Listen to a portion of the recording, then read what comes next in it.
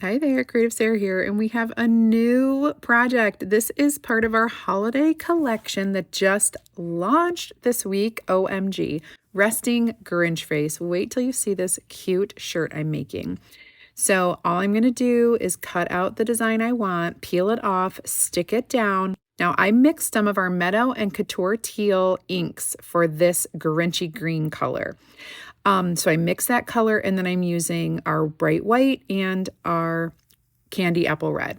So I'm just going to go ahead and use the ink on the silk screen. And if you want to get the supplies for this, all you have to do is comment the word Grinch, Grinch, and I'll send you a message with a link where you can pick up the stencil and the ink and the tools, everything you need to make your own t-shirt.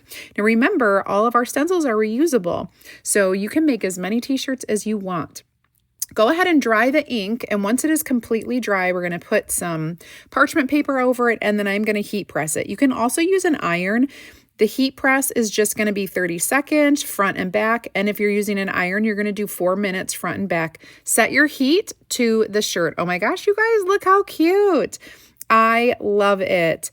I hope you get into this. Making your own custom t-shirts are so cool, and make sure to like and follow for more decor.